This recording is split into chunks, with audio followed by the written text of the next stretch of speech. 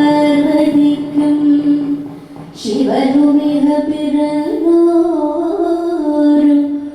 ഓമനുണ്ണി ഗണേശ വൻപിച്ചുള്ളോരു വിഘ്നം വിരവിനോടകിനം തീർത്തു രക്ഷിച്ചു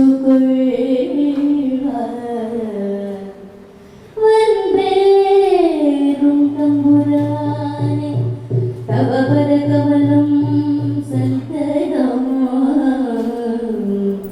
കൈതൊഴുന്നേ.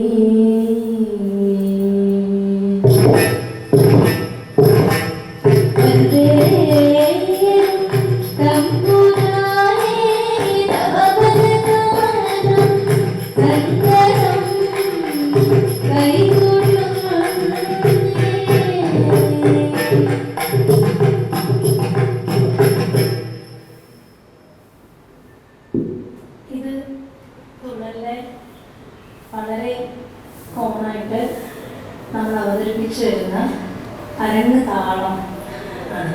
ഇതിന് അരങ്ങ് താളം അല്ലെങ്കിൽ ഗണപതി താളം. ഗണപതി താളം എന്ന് പറയുമ്പോൾ ആദ്യത്തെ താളം, ആദ്യമായി അരങ്ങ് അവതരിപ്പിക്കുന്ന താളമെന്നോ അരങ്ങ് താളമെന്നോ അല്ലെങ്കിൽ മുന്നരങ്ങ് എന്നുമാണ് സാധാരണയിൽ പറയുന്നത്. മുന്നരങ്ങിന് ശേഷം ആദ്യം ഒരു ഗണപതി ശ്ലോകമാണ് പിന്നീട് കണ്ടത്. ഈ ശ്ലോകം നമുക്ക് ഗണപതി, സരസ്വതി, ഗുരു, ഇഷ്ടദേവതാവർണ്ണന ഇങ്ങനെ ഇഷ്ടമുള്ള ശ്ലോകങ്ങൾ നമുക്കതിൽ കൂട്ടിച്ചേർക്കാം. അതിനുശേഷമാണ് കഥയുടെ അവതരണം വരുന്നത്. അപ്പൊ എല്ലാവർക്കും അറിയുന്നത് പോലെ ഇപ്പോൾ നിങ്ങൾ കണ്ടത് ഒരു ശൈലിക്ക് അനുസരിച്ച് വന്ന ഒരു അരങ്ങുതാളമാണ്. തുള്ളലിന് ഏകീകൃതമായ ഒരു ചട്ടക്കൂടില്ല. ഏകീകൃതമായ ഒരു ചട്ടക്കൂട് ഇല്ലാത്തത് കൊണ്ടാണ് തുള്ളൽ ഏറ്റവും വലിയ ജനകീയ കലയായി മാറുന്നത്. ഇതൊരിക്കലും ഒരു അതേ ക്ലാസിക്കലെന്നും ഫോക്കെന്നും ഒരു കൃത്യമായി രണ്ടായി തിരിക്കുന്നത് തന്നെ കലയ്ക്ക് നമ്മൾ കൽപ്പിച്ചു കൊടുക്കുന്ന ഒരുപാട് വ്യത്യാസങ്ങളുണ്ട് തന്നെയാണ്. അതിലൊന്ന്, ഈ ക്ലാസിക്കൽ കലയോട് നമ്പ്യാർക്ക് എന്തെങ്കിലും തരത്തിലുള്ള ബുദ്ധിമുട്ടുണ്ടായിരുന്നു എന്നുള്ളത് ചരിത്രത്തിലൂടെ തന്നെ പഠിക്കേണ്ട കാര്യം തന്നെയാണ്. കാര്യം 18-ാം നൂറ്റാണ്ടിലെ ജീവിച്ചിരുന്ന നമ്പ്യാർ അക്കാലത്തെ സാമൂഹിക രാഷ്ട്രീയ അന്തരീക്ഷം തുള്ളലിൻ്റെ ഉത്ഭവത്തിന് കാരണമായിട്ടുണ്ട്. ഒരു രാജാവിൻ്റെ സദസ്യനായിരിക്കുമ്പോഴാണ് നമ്പ്യാർ തുള്ളൽ എന്ന കലാരൂപം പരിചയപ്പെടുത്തുന്നത്. ഇപ്പം ഈ തുള്ളലിന് പിന്നിൽ പലതരത്തിലുള്ള ഐതിഹ്യങ്ങൾ പ്രചരിക്കുന്നുണ്ട്. ഒറ്റ രാത്രി കൊണ്ടുണ്ടായ കലയാണ്, അല്ലെങ്കിൽ ചാക്യാരുടെ വിരോധം കൊണ്ട് ഉണ്ടായ കലയാണ്. ഇത്തരത്തിലെ ഐതിഹ്യങ്ങളെയൊക്കെ നമുക്ക് പാടെ ഒഴിവാക്കണം എന്നാണ് ഞാൻ പറയുന്നത്. കാര്യം നമ്പ്യാരുടെ ആദ്യത്തെ കഥ കല്യാണ സൗഗന്ധികമാണ്. അപ്പോൾ എല്ലാ കഥകളും നമ്മൾ വെച്ച് പഠിക്കുമ്പോഴും കല്യാണ സൗഗന്ധികത്തിന് ഒരു പ്രത്യേക സ്ഥാനം തന്നെ തുള്ളലിൻ്റെ ചരിത്രത്തിലും അതിൻ്റെ ഭംഗിയിലും ഒക്കെ ഉണ്ടെന്നാണ് ഞാൻ വിചാരിക്കുന്നത്. അപ്പോൾ അതൊരിക്കലും ഒറ്റ രാത്രി കൊണ്ടൊന്നും ഉണ്ടാകാനുള്ള സാധ്യതയില്ല. പല രാത്രികളായി മനസ്സിൽ കിടന്നത് ഒരു രാത്രി മുന്നിലേക്ക് വന്നതാകാം, എന്തുമായിക്കൊള്ളട്ടെ. പക്ഷെ നമ്പ്യാരുടെ ഉദ്ദേശം അഗസ്തിക വിമോചനം തന്നെ ആയിരിക്കാം. കാര്യം ആദ്യത്തെ അവതരണത്തിൽ ചെറുപ്പശ്ശേരി രാജാവ് തുള്ളലിനി അമ്പലപ്പുഴ ക്ഷേത്രത്തിൽ അവതരിപ്പിക്കേണ്ട എന്ന് പറഞ്ഞ് വിലക്കുകയാണ് ഉണ്ടായത്. അപ്പോൾ ഇതിൽ പറയപ്പെടുന്ന ഒരു കഥ, ചരിത്രകാരന്മാർ പറയുന്ന, അമ്പലപ്പുഴയുടെ ചരിത്രകാരന്മാർ പറയുന്ന ഒരു കഥ, ചാക്യാർ വന്ന് സങ്കടം പറഞ്ഞു, തുള്ളൽ അവതരിപ്പിക്കുന്നിടത്ത് വളരെ ആളുകൾ തടിച്ചു കൂടുന്നു, കൂട്ടമ്പലത്തിലേക്ക് ആരും വരുന്നില്ല എന്ന് ചാക്യാർ ഒരു പരാതി പറഞ്ഞു. അതുകൊണ്ട് ഒരു പരാതി ഉണ്ടാവേണ്ട, ചാക്യാരെ പോലെ ഒരാളെ പിണക്കണ്ടെന്ന് കരുതി നമ്പ്യാരെ തുള്ളൽ ഒഴിവാക്കിയതൊക്കെ ആവാം എന്നൊരു കഥയുണ്ട്. പക്ഷെ അതൊന്നും ആയിരിക്കാൻ സാധ്യതയില്ല. ഇവർ ആദ്യമായി അവതരിപ്പിച്ചത് കല്യാണ സൗഗന്ധികം ശീതങ്കൻ തുള്ളലാണ്. ശീതങ്കൻ എന്ന വാക്കിന്റെ അർത്ഥം ശബ്ദധാരാവലി അനുസരിച്ച് പുലയൻ എന്നാണ്. ഒരു പുലയന്റെ തുള്ളൽ അവതരിപ്പിക്കുന്നു. നമ്പ്യാരുടെ കലയുടെ ഏറ്റവും വലിയ പ്രത്യേകത എന്താണെന്ന് വെച്ചാൽ ക്ഷേത്രമെന്ന് ചിന്തിക്കാൻ കൂടി കഴിയാതിരുന്ന കാലത്താണ് ഒരു പുലയന്റെ തുള്ളൽ, ഒരു പറയന്റെ തുള്ളലുമായി ഒരാളെ ക്ഷേത്രത്തിനകത്തേക്ക് കൊണ്ടുവന്നതെന്ന് കഥ പറയുന്നു. നമ്പ്യാർ തന്നെ അത് പറയിപ്പിക്കുകയും ചെയ്തു. പാക്കനാരുടെ വംശമാകിന വാൽക്കടൽക്കു പിറന്ന ഞാൻ വാക്കിനാരോടും ഇന്നു കിഞ്ചന തോൽക്കയില്ലതു നിശ്ചയം. നീക്കമില്ല പുരാണ കഥകൾ കഥിപ്പതിന്നു നമുക്കഹോ തീക്കനക്കകമേതെടുത്തത് വെയിലു തട്ടുകിൽ വാടുമോ. ഞാൻ പാക്കനാരുടെ വംശത്തിൽ പിറന്നവനാണ്, ഞാൻ പറയനാണ്, ഞാൻ വാക്കിനാരോടും ഇന്നു കിഞ്ചന തോൽക്കയില്ലതു നിശ്ചയം. ഞാൻ വാക്കിനാരോടും തോൽക്കാൻ സമ്മതിക്കാതെ ഒന്ന് നിൽക്കുന്നവനാണ്. നിങ്ങൾക്ക് എന്നെ ജാതി കൊണ്ടോ മതം കൊണ്ടോ വർണ്ണം കൊണ്ടോ ഒക്കെ നിങ്ങൾക്ക് എന്നെ മാറ്റി നിർത്താം. പക്ഷെ എൻ്റെ വാക്ക് കൊണ്ട്, ആ വാക്ക് എനിക്ക് എങ്ങനെയാണ് ഉണ്ടാകുന്നത്? എൻ്റെ ജ്ഞാനം കൊണ്ടാണ്. ഒന്നു തന്നെ ചോരയുള്ളിൽ ഭൂസുരനും പറയനും ജ്ഞാനമെന്നുള്ളത് തന്നെ സാരമെന്നു ധരിക്കണം. ഭൂസുരനും പറയുന്നതും ചെടികളിൽ ഓടുന്നത് ഒരേ ചോര തന്നെയാണ്. നിന്നെയും വ്യത്യസ്തനാക്കുന്നത് ഞങ്ങളുടെ ജ്ഞാനമാണ് എന്നാണ് അദ്ദേഹം പറഞ്ഞത്. അപ്പോൾ ഇത്തരം ഒരു ഫയർ നമ്പ്യാരുടെ കൃതികളിൽ ഉണ്ടായിരുന്നു. അതുകൊണ്ടാണ് ആദ്യത്തെ കഥയിൽ തന്നെ ഭീമനും ഹനുമാനും തമ്മിലുള്ള സംഭാഷണത്തിനിടയ്ക്ക് ഭീമൻ ചോദിക്കുന്നുണ്ട്, പൂർവംശത്തിൽ പിറന്നു വളർന്ന ഒരു പുരുഷ ശ്രേഷ്ഠൻ ഗോദരൻ എന്നൊരു വീരനെ കേട്ടറിവില്ലേ നിനക്കടാ.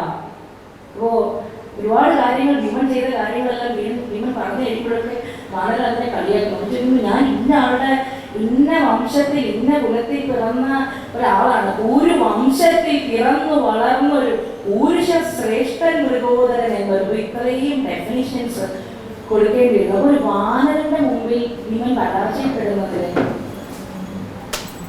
ആ പരാജയപ്പെടലാണ് അടുത്ത ഒരു ശക്തിയായി പിന്നീട് വരുന്നത്. അപ്പോൾ ഈ ശീതനുള്ള ആകെ ഇത്തരം ഒരു ആ അവതരണത്തിലും പിന്നീട് അവിടെ ഉണ്ടായിരുന്ന അമ്പലപ്പുഴ ദേശത്ത് അന്ന് പ്രചരിച്ചിരുന്ന പല കലകളുടെയും സ്വാധീനം തുള്ളലിൽ നമ്മളെ കലർത്തിയിട്ടുണ്ട്. അത് ചാക്യാർ കലകളുടെ സ്വാധീനമുണ്ട്. അതുപോലെ തന്നെ ശീതളുള്ളിലെ മെയ്യാഭരണങ്ങൾ വരുന്നത് കുരുത്തോല കൊണ്ടുള്ള മെയ്യാഭരണങ്ങളാണ്.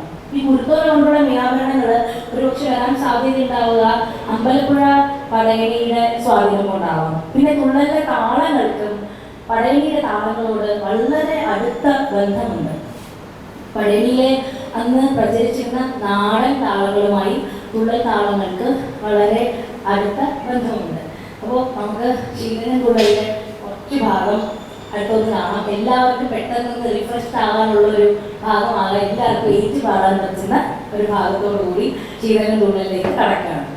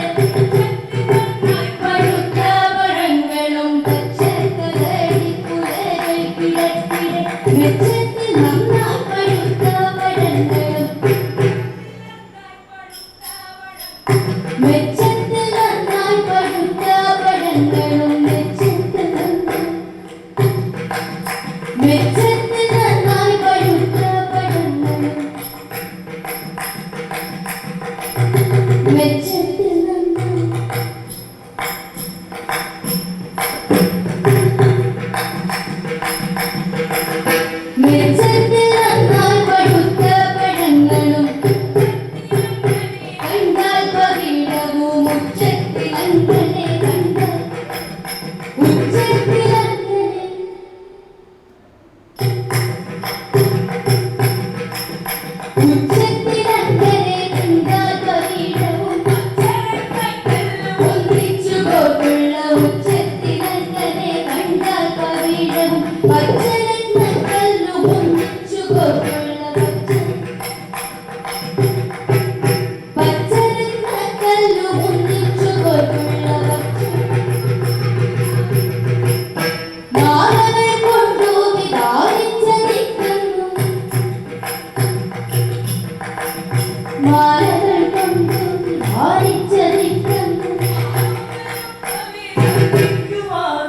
മാലകൾ കൊണ്ടു വിധാനിച്ചിരിക്കുന്ന മാലോകരൊക്കെയും ശങ്കിക്കുമാറുള്ള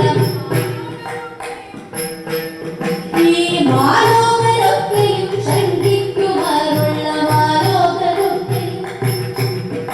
ഈ മാലോകരൊക്കെയും ശങ്കിക്കുമാറുള്ള ലീലാവിലാസേന നിൽക്കുന്ന വാഴകൾ ലീലാവിലാസേന നിൽക്കുന്ന വാഴകൾ കാലുഭാഗങ്ങളിൽ തിങ്ങി വിങ്ങിത്തരാ വാരാനിലൻ കണ്ണു കത്തുന്ന നേരത്ത് വാരാനിലൻ കണ്ണു കത്തുന്ന നേരത്ത്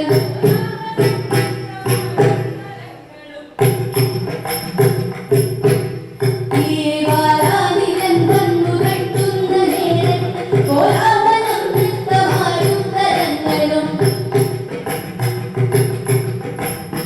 ആലോകനം ചെയ്തു വിസ്മയിച്ചിടിനാൻ ആലോകനം ചെയ്തു വിസ്മയിച്ചിടിനാൻ കാലാന്തരാനുതൻ തീരത്ത് ഗോപുരൻ താഴത്തു ഭാഗത്തു വീണു കിടക്കുന്ന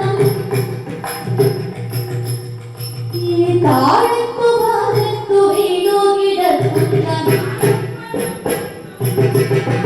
ആ വാഴപ്പഴം കൊണ്ട് മൂടി മതിതലം ഈ വാഴപ്പഴം കൊണ്ട് മൂടി മതിതലം താഴത്തു ഭാഗത്തു വീണു കിടക്കുന്ന വാഴപ്പഴം കൊണ്ട് മൂടി മതിതലം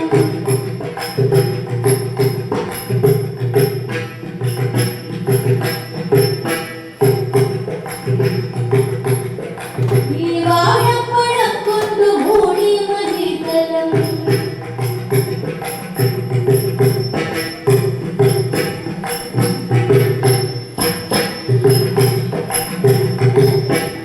വാഴപ്പഴം കൊണ്ട് മൂടി മതിതലം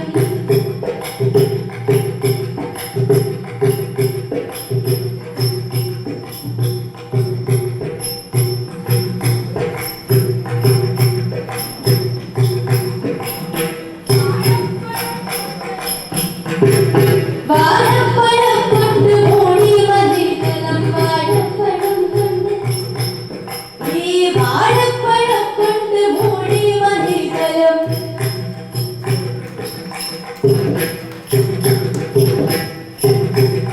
ഈ വാഴപ്പഴം കൊണ്ട് മൂടി മതിതലം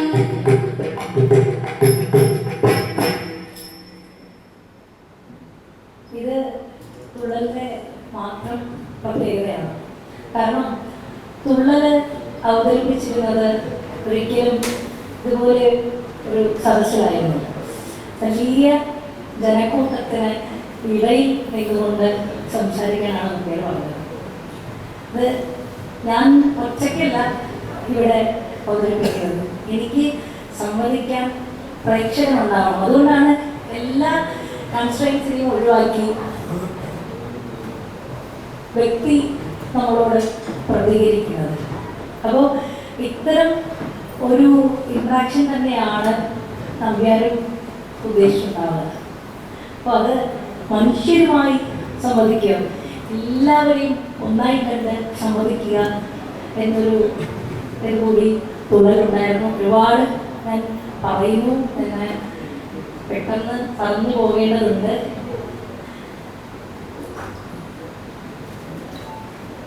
ശീതകന്റെ അവതരണ ശൈലി ഇപ്പോൾ കണ്ടതുപോലെ കുറച്ചുകൂടി അതിൻ്റെതാണ്. പച്ചക്കടലിക്കുലകൾക്കിടക്കിടെ മിച്ചത്തിൽ നന്നായി പഴുത്ത പഴങ്ങളും ഉച്ചത്തിലങ്ങനെ കണ്ടാൽ പവീഴവും. ഇങ്ങനെ ഹോട്ടലിലേക്ക് എത്തുമ്പോൾ കുറച്ചും കൂടി ചടുലത കൂടും. ഈ ഓട്ടാളം എന്ന് പറയുന്നൊരു വിഭാഗം ഉണ്ടായിരുന്നു. അവർ അഞ്ചലോട്ടക്കാരായിരുന്നു. അതായത് ഈ യുദ്ധസമയത്തൊക്കെ അതെ പെട്ടെന്ന് ഈ മെസ്സഞ്ചേഴ്സ് കൂടിയായിരുന്നു. അപ്പോൾ അവർക്കൊരു ചടുലതയുണ്ട്. അപ്പൊ ഈ ചടുലത ആകെ ഓട്ടൻ തുള്ളലുകളുടെ ശൈലിയിൽ ഉണ്ട്. അപ്പൊ ഇത് നമ്പ്യാരാകെ ഓട്ടന്റെ ശൈലി കുറച്ചും കൂടി മുറുകിയതാണ്. ഈറ്റില്ലത്തിനകത്തു പുറത്തൊരിടത്തുകരത്തിലനുസുമിടുത്തു വലത്തുകരത്തിലുരത്തരമുത്ത കരുത്തു വെറുത്ത ശരത്തെയുമേന്തി പതിയിലിരിക്കും വ്യാഘ്രം പോലെ പാലമുറച്ചു വസിച്ചു കിരീടി. അപ്പോ ഈ അന്തരന്റെ രാവണന്റെ പുത്രന്മാരെ രക്ഷിക്കാനുള്ള അർജുനന്റെ ഇഴുപ്പിനെ പറ്റിയാണ് അവിടെ പറഞ്ഞിരിക്കുന്നത്. ഈറ്റില്ലത്തിനകത്തു പുറത്തൊരിടത്തുകരത്തിൽ അനുസുമെടുത്തു വലത്തുകരത്തിൽ ഉരത്തരമുത്ത കരുത്തു വെരുത്ത ശരത്തെയുമേന്തി. അപ്പൊ ഇങ്ങനെ മുറുകിയ രൂപത്തിലാണ് ഓട്ടൻ തുള്ളലുകളുടെ അവതരണ രീതി.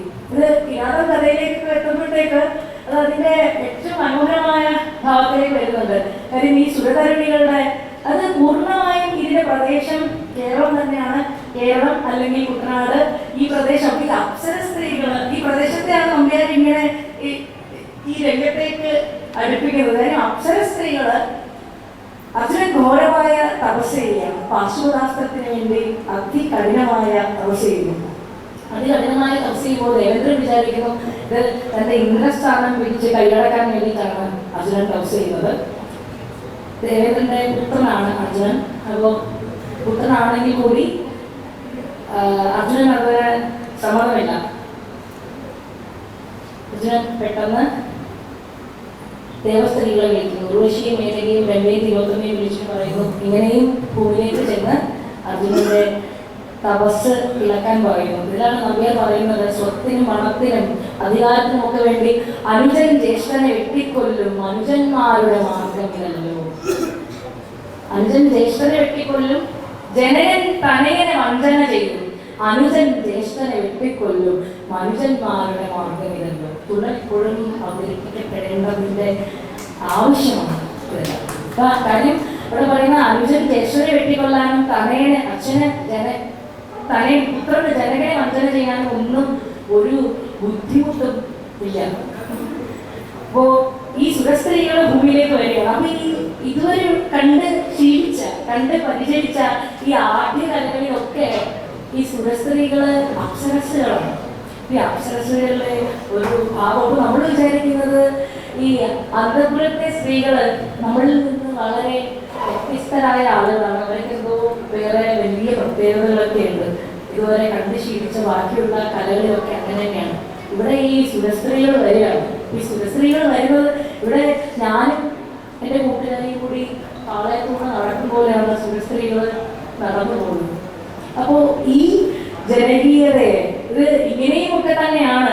അതുകൊണ്ടാണ് ഈ രാജാവ് എന്ന് പറയുമ്പോൾ നമുക്ക് വളരെ പ്രത്യേകതയുള്ള മറ്റാരമാണ്. പക്ഷേ നമ്പ്യാരുടെ രാജാവ് രുക്മൻ വിവാഹത്തിന് വേണ്ടി പോകുമ്പോൾ നമ്മൾ രാജാവ് വിവാഹത്തിന് തയ്യാറെടുക്കുന്നു എന്ന് പറയുമ്പോൾ നമ്മുടെ പുരാണങ്ങളിലെ രാജാവ് എങ്ങനെയാണ് വിവാഹത്തിന് തയ്യാറെടുക്കുന്നത്? നമ്മൾ വിചാരിക്കും രാജാവ് കോട്ടും തലപ്പാവും ഒക്കെ വെച്ച് വലിയ മാലയൊക്കെ ഇട്ട് തയ്യാറാവുന്നു. അപ്പോ നമ്പ്യാർ പറയുന്നത് രുക്മൻ കല്യാണത്തിന് വേണ്ടി പുറപ്പെടാൻ ആദ്യം ചെയ്തത് ക്ഷൗരം ചെയ്യിച്ച് കുളിച്ചു. പെട്ടെന്ന് ഷേവിച്ചു, പിന്നെ കുളിച്ചു. പിന്നെ ഒരിക്കലും രാജാവ് ഷേവ് ചെയ്യോ? രാജാവ് ക്ഷൗരം ചെയ്യോ? ഇത് സംശയം തോന്നി. പക്ഷെ നമ്പ്യാർ രാജാവ് ആദ്യം പോയി കുളിക്കാൻ സമയം പെട്ടെന്ന് ഷേവ് ചെയ്ത് വേഗം കുളിച്ചിട്ടൊന്ന് റെഡിയായി. ഇങ്ങനെ പറയാൻ കഴിവുള്ള ഒരാളെ ഉണ്ടായിരുന്നുള്ളൂ. അത് നിസ്സംശയം നമ്പ്യാർ തന്നെയാണ്. അതുകൊണ്ടാണ് സുരസ്ത്രീകൾ അപ്സര സ്ത്രീകൾ ഇവിടുന്ന് വരുമ്പോൾ പെട്ടെന്ന് ഇണങ്ങുന്നത്. ഈ അവളുടെ കയ്യിൽ കുറച്ച് പൂ അധികം കിട്ടുമ്പോൾ നമ്മൾ രണ്ടുപേരും രണ്ട് സ്ഥലത്തേക്ക് പോകുന്നു, നമുക്കത് കിട്ടിയില്ല, അപ്പോൾ ഒരു കുശുമ്പ് തോന്നും.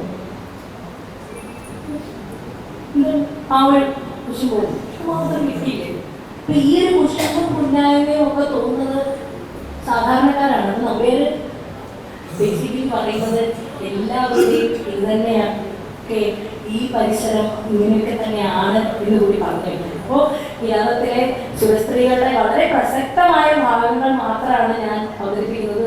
നിങ്ങൾക്ക് കുറച്ചും കൂടി അത് ആ പഴയ കാലത്തിലേക്കൊക്കെ ഒന്ന് പോകാൻ കുറച്ചുകൂടി ഭംഗിയുണ്ടാവും എന്ന് തോന്നുന്നു. അപ്പോൾ കേരളത്തിലെ സുരസ്ത്രീകളുടെ ഭാഗം ഒന്ന് വേഗം കണ്ടുപോരാൻ ഇനി ഒത്തിരി കാര്യങ്ങൾ പറയാനുണ്ടെന്ന് വിചാരിക്കുന്ന സമയം വളരെ കുറവാണ്.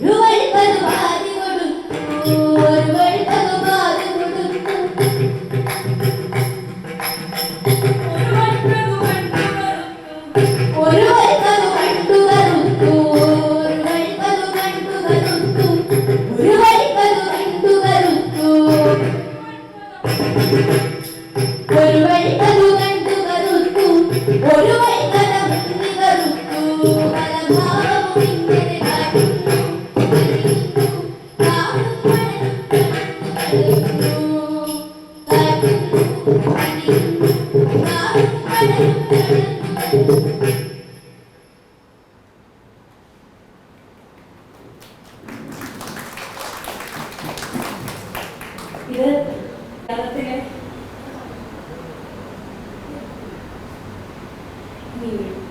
പത്ത് മിനിറ്റാണ്.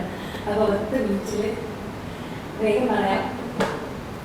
അപ്പോൾ ഇതിൻ്റെ ഒടുക്കം കേട്ട താളം നിങ്ങൾ ശ്രദ്ധിച്ചോ എന്നറിയില്ല. പല ഭാവവും ഇങ്ങനെ കാട്ടുന്നു, കനിയുന്നു, കാടും പടലും കടൽ തളരുന്നു.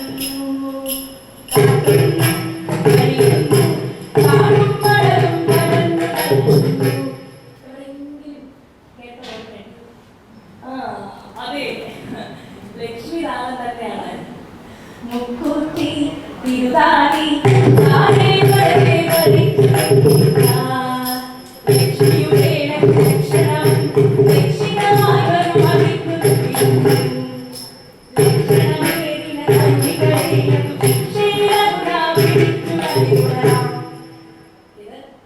ലക്ഷ്മി താളമാണ്. വളരെ സുപരിചിതമായ താളങ്ങളുടെ ഒരു സഞ്ചയം. സുപരിചിതമായ താളങ്ങൾ മാത്രമല്ല, വളരെ പ്രത്യേകതയേറിയ ചില പ്രദേശങ്ങളിൽ മാത്രം നിലനിൽക്കുന്ന താളങ്ങളും നമ്മുടെ ഉള്ളിൽ സമന്വയിപ്പിച്ചിട്ടുണ്ട്. അത് കിരാതം കഥയിലെ താളക്കെട്ട്, ഹരിണി സ്വയംവരം ശീലങ്ങളിലെ താളമാലിക എന്നിവ അതിന് ഉദാഹരണമാണ്. അപ്പോൾ ഈ താളമാലികയിൽ സപ്ത താളമാലികയാണ്. അതിൽ മർമ്മം, കുംഭം, കുണ്ടനാച്ചി, ലക്ഷ്മി, അടന്ത, പഞ്ചാരി, കാരിക, ഇങ്ങനെ രേഖ, ഇങ്ങനെ തുടങ്ങിയ 7 താളങ്ങളാണ് താളമാലികയിൽ ഉൾപ്പെടുത്തിയിട്ടുള്ളത്.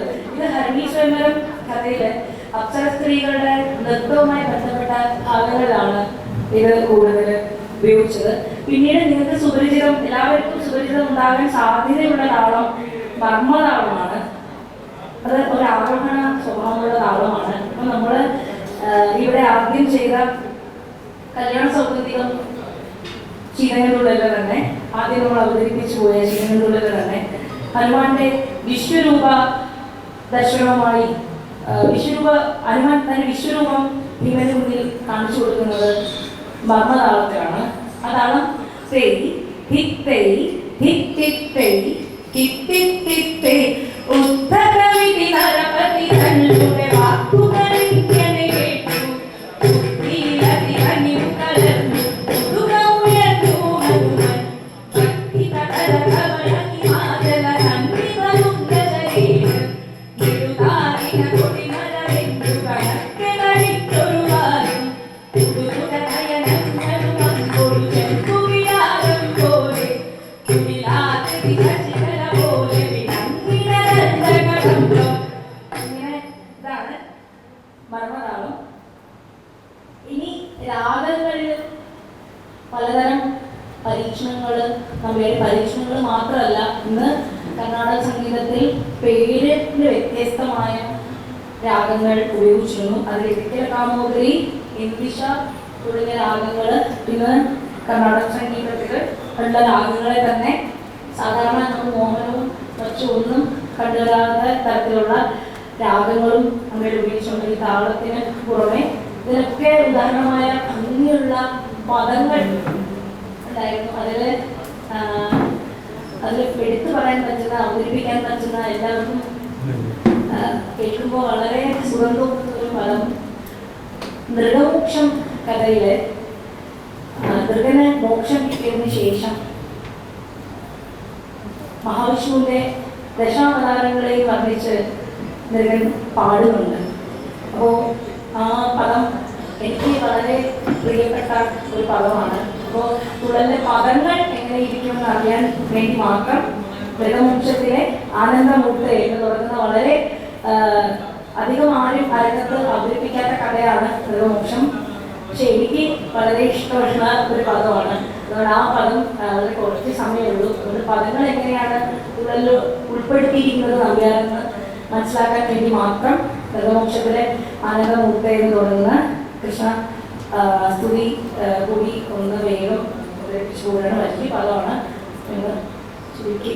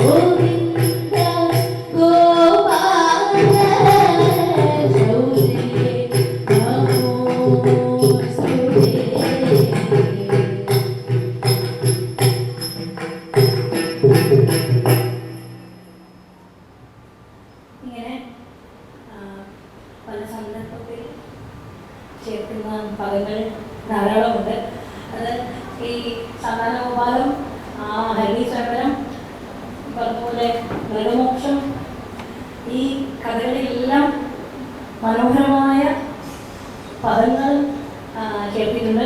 താളക്കെട്ടിനും താളമാലികയ്ക്കും ഒക്കെ പുറമെ വളരെ സംഗീത സാന്ദ്രമായിരുന്നു. ഇനി ഒരു തുള്ളൽ കൂടി ഉണ്ട് പറയാൻ. സമയം വളരെ കുറവാണ്. അതുകൊണ്ട് ഞാൻ പറയുക മാത്രം ചെയ്യുന്നു.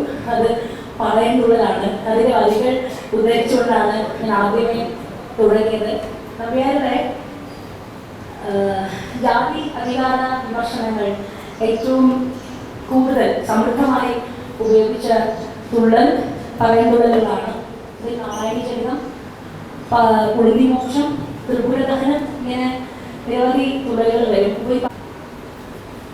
ഞാൻ നേരത്തെ പറഞ്ഞതുപോലെ അതുവരെ കണ്ടു ശീലിച്ച ഏറ്റവും സൗന്ദര്യമുള്ളതിനെ മാത്രം എടുക്കുകയും കറുപ്പിനെ നിഷേധിക്കുകയും ചെയ്തിരുന്ന കാലത്താണ് ഒറ്റക്കാലിൽ ചിലമ്പും ചുവന്ന പട്ടും സർപ്പമണമുള്ള കിരീടവും രുദ്രാക്ഷമാലയുമായി പറയുന്നത്. അപ്പോൾ ഈ പറയാൻ ദ്രാവിഡനായിരുന്നു. അപ്പോൾ ദ്രാവിഡ സ്വത്വത്തെ പറ്റിയുള്ള ഒരു ഓർമ്മപ്പെടുത്തൽ കൂടിയായിരുന്നു പറയാൻ. ത്രിപുട താളത്തിലാണ്. അതുകൊണ്ട് തന്നെ പറയുന്നതിൻ്റെ താളം അത് ഒരു വരി വേഗം വന്ന് എങ്ങനെയാണ് അത് ചൂടുവയ്ക്കുന്നതെന്ന് പെട്ടെന്ന് രണ്ടുപേരോടൊന്നും ഇങ്ങനെ 5 മിനിറ്റിൽ പറഞ്ഞ് അവസാനിപ്പിക്കാൻ പറ്റില്ല. എന്നാലും കാണാത്തവർക്ക് വേണ്ടി വേഗം വന്ന് കൂടി മാത്രം പറയും.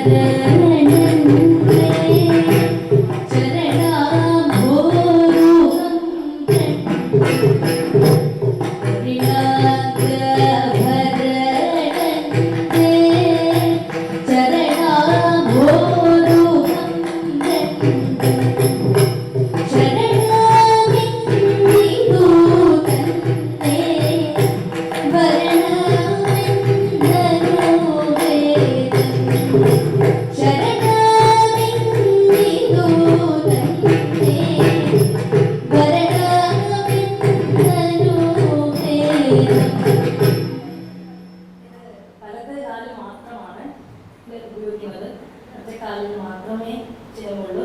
ഒരു കാലം കൊണ്ടുള്ള ഒരു നൃത്ത സംവിധാനമാണ് പറയുന്നതിനുള്ളത്. അപ്പോൾ അത്രയും പറഞ്ഞ് മംഗളം കൊണ്ട് അവസാനിപ്പിക്കുന്നു. കാര്യം 1 മണിക്കൂർ പെട്ടെന്ന് ടീച്ചർ തുള്ളലിനെ പറ്റി എല്ലാം പറഞ്ഞു കൊടുക്കണം, വളരെ വിശദമായി എന്ന് പറയുന്നു. പക്ഷേ എന്നെ കൊണ്ടത് സ്കാറ്റർ ചെയ്ത് പറയാൻ മാത്രമേ പറ്റുന്നുള്ളൂ. അതെനിക്കൊരു പക്ഷേ എനിക്ക് വളരെ ഒരു സ്നേഹം തുള്ളലിനോടുണ്ട്. അതുകൊണ്ട് എനിക്കത് ചുരുക്കി പറയാനുള്ള കഴിവില്ലാത്തതുകൊണ്ടാണ്. അതുകൊണ്ട് ഞാൻ വളരെ സ്കാറ്റർ ചെയ്ത് വളരെ വേഗത്തിലാണ് പറഞ്ഞിട്ടുള്ളത്.